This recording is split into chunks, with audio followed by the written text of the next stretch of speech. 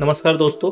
आजकल battery operated electric car की चर्चा इस तरह हो रही है जैसे कि पेट्रोल और डीजल से चलने वाली कारों की जगह पूर्णतः बैटरी ऑपरेटेड कार ले लेगी। लेकिन हकीकत में यह संभव नहीं हो पाएगा क्योंकि इलेक्ट्रिक कार के साथ साथ कुछ समस्याएं भी सामने आई है जो कि इसे पूरी तरह चलन में आने से रोक रही है, जैसे कि इसकी चार्जिंग में लगने वाले समय और हर जगह इसकी चार्जिंग के लिए बिजली का आसानी से उपलब्ध न हो पाना। हम पेट्रोल और डीजल की तरह इसे गैलन में लाकर नहीं डाल सकते, हमें इसे टोचन करके किसी चार्जिंग स्टेशन पर ले जाना होगा। यह एक बड़ी समस्या है। अगर हमें अपने ईवी से किसी जगह जाना है तो हमें पहले से प्लान करके इसे चार्ज करना होगा। अगर हमारी गाड़ी पूरी चार्ज नहीं है तो हम अचानक से इससे कहीं नहीं जा पाएंगे। बैटरी रिप्लेसमेंट का कॉस्ट अधिक होने के कारण भी काफी लोग इसमें रुचि नहीं दिखा पाते हैं। बैटरी निर्माण में लगने वाले पदार्थ जैसे लिथियम, निकेल, कोबाल्ट यह सभी सीमित मात्रा में मौजूद है, जैसा कि अभी पेट्रोल और डीजल के साथ हो रहा है। पेट्रोल और डीजल की खपत में वृद्धि और संसाधन में कमी के कारण इसकी मूल्य में वृद्धि हो रही है। भविष्य में बैटरी के साथ भी कुछ ऐसी होने की संभावना बनी हुई है। इसके साथ ही बैटरी वाले इलेक्ट्रिक कार को हम पूरी तरह से इको फ्रेंडली भी नहीं बोल सकते, क्योंकि हम जिस इलेक्ट्रिसिटी से बैटरी को चार्ज कर रहे हैं वह कहीं न कहीं तो कोयला जलाकर ही प्राप्त हुआ है। यानी हम जहाँ वाहन चला रहे हैं वहाँ तो प्रदूषण नहीं कर रहे हैं, बल्कि इसके लिए हम किसी दूसरी जगह तो प्रदूषण कर ही रहे हैं। लेकिन हाँ, अगर हम अपने इलेक्ट्रिक वाहन को चार्ज करने के लिए सोलर पावर या विंड पावर का इस्तेमाल करें तो हमारा वाहन इको फ्रेंडली होगा। अगर हम हैवी कमर्शियल व्हीकल की बात करें तो इसमें इलेक्ट्रिक वाहन बनाने में काफी बड़ी बैटरी बैंक की जरूरत पड़ेगी, जिसकी लागत और वजन काफी अधिक होगा। इस कारण अभी तक इलेक्ट्रिक हैवी कमर्शियल वाहन का प्रचलन नहीं हो पाया है। इन सभी समस्याओं को देखते हुए हमें बैटरी की जगह किसी और अच्छे विकल्प का चयन करना होगा, जिससे आने वाले समय में इलेक्ट्रिक वाहन बिना किसी परेशानी के चल पाए और पर्यावरण के लिए भी पूर्णतः सुरक्षित हो। दोस्तों, आगे बढ़ने से पहले मेरा आपसे निवेदन है कि अगर आपने हमारे चैनल को सब्सक्राइब नहीं किया है तो कृपया इसे सब्सक्राइब करें और बेल के आइकन को ऑल पर सेट करें।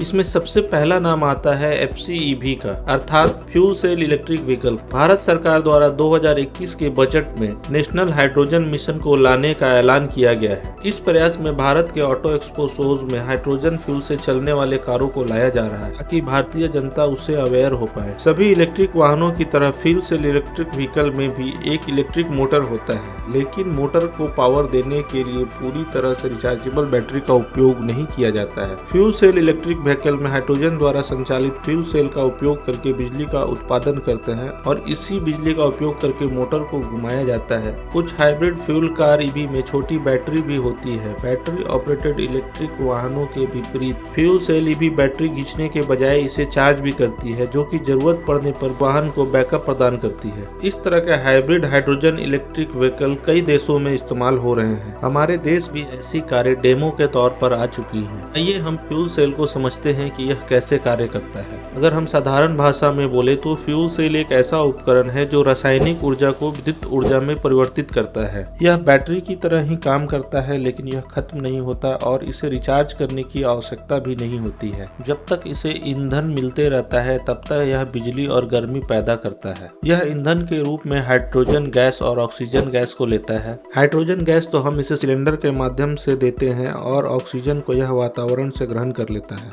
इसमें 2 इलेक्ट्रोड होते हैं जहां यह प्रक्रिया होती है। सर्वप्रथम हाइड्रोजन फ्यूल सेल में एनोड पर प्रवेश करती है। एक रासायनिक प्रतिक्रिया हाइड्रोजन अणुओं को इलेक्ट्रॉन्स और प्रोटॉन्स में अलग कर देती है। इलेक्ट्रॉन्स बाहरी सर्किट से गुजरते हैं जिससे बिजली का प्रवाह होता है। आमतौर पर हवा ऑक्सीजन के साथ कैथोड में प्रवेश करती है और उन इलेक्ट्रॉनों को उठाती है जिन्होंने अपना सर्किट पूरा कर लिया है। प्रोटॉन भी इलेक्ट्रोलाइटिस के माध्यम से कैथोड तक चले जाते हैं, जहां वो ऑक्सीजन और इलेक्ट्रॉन के साथ मिलकर पानी और गर्मी का निर्माण करते हैं। यह पानी और गर्मी वायुमंडल में छोड़ दी जाती है। अतः हम इलेक्ट्रॉनों के प्रवाह के माध्यम से मोटर को घुमा लेते हैं और अपनी बैटरी को चार्ज कर लेते हैं। अब आपके मन में यह सवाल आ रहा होगा कि हाइड्रोजन को भी तो सिलेंडर में जमा करने के लिए हमें किसी न किसी एनर्जी का इस्तेमाल करना पड़ता होगा। तो इसके जवाब के लिए हम यह जान लेते हैं कि हाइड्रोजन 3 प्रकार का होता है। पहला, ग्रे हाइड्रोजन, ऐसा हाइड्रोजन जिसे बनाने के क्रम में जीवाश्म ईंधन, क्रूड ऑयल और प्राकृतिक गैस का उपयोग किया जाता है। इसे बनाने के क्रम में वातावरण में कार्बन डाइऑक्साइड मुक्त होता है। इस तरह के हाइड्रोजन को हम ग्रे हाइड्रोजन कहते हैं। यह अत्यधिक प्रदूषण करता है। इस क्रम में दूसरा है ब्लू हाइड्रोजन।